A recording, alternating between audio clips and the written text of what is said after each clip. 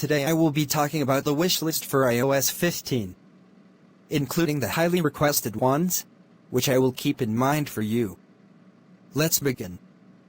For iOS 15, I want Apple to bring in a system where we can choose a theme, especially pre-installed ones. Windows and Linux has done that for a long time, so I think it's Apple's turn to bring in that system. And maybe bring in the theme store too.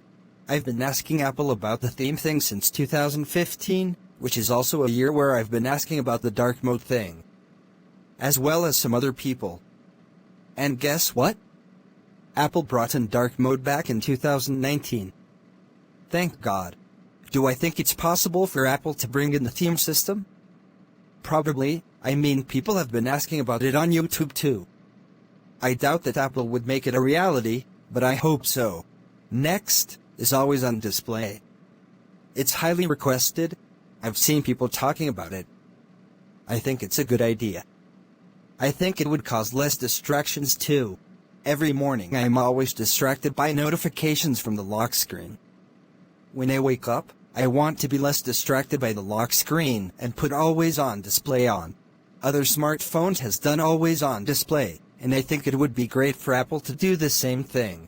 Next is another highly requested one, interactive widgets. I can see why people want that system to come into play.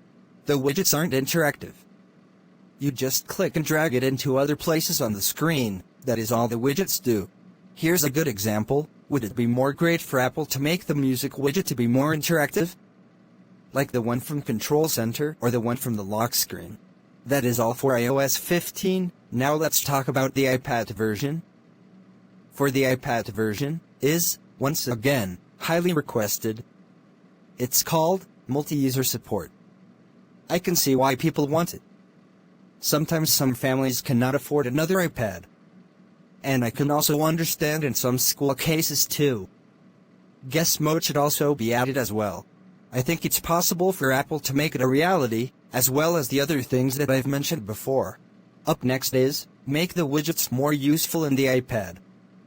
Seriously, why can't the widgets drag and drop for the iPad? I've tried dragging it to the home screen and nothing happened. What the hell?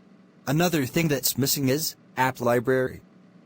Where the hell is the App Library for the iPad? What if some people want their home screen to be nice and clean? I hope Apple brings the same function from the iPhone version and bring it in the iPad version as well. That's all for the wishlist.